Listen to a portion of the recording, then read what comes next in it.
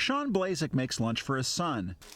The kind of everyday activity the Toledo resident thought he might not get to do for much longer. She diagnosed me with early onset ALZHEIMER'S disease. She is Jenkins, who founded a clinic to slow down memory loss. You realize you got like a 7-course meal going, right? Blazsek knew a string of concussions from high school football, and boxing was catching up with him. He would go days without sleeping and was forgetting how to tie his shoes. Still, Blazsek was stunned at the Alzheimer's diagnosis at 33. He stuffed handfuls of sleeping pills into a bottle, locked them in a safe, and wrote himself a note. That when it gets to the point you can't remember your kids' names, you need to take all these pills. That point never came.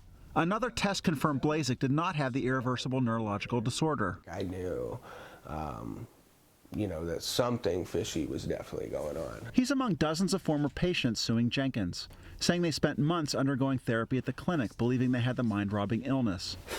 Kay Tainer lost more than time. She lost her husband of nearly 50 years. But I miss him.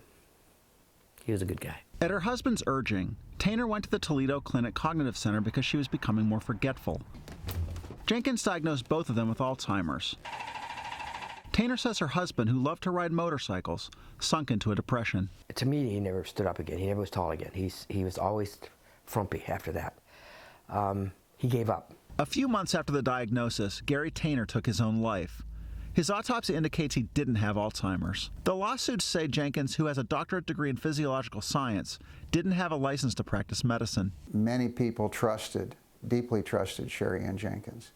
And the diagnoses that she gave them were life-changing. Jenkins opened the Cognitive Center in early 2015 through the Toledo Clinic, a multi-specialty medical center where her husband, a licensed doctor, is a partner.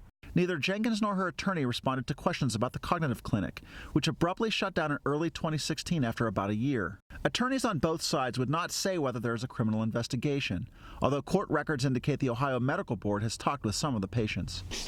The silence from Jenkins has left her former patients wondering why. I'm not sure if it was financial or if it was about, stature. Tainer says she doesn't know either, but she is sure of one thing. Yeah, he'd be here without that, no doubt at all.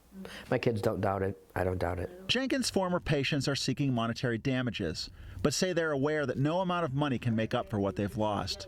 Mike Householder, Associated Press, Toledo, Ohio.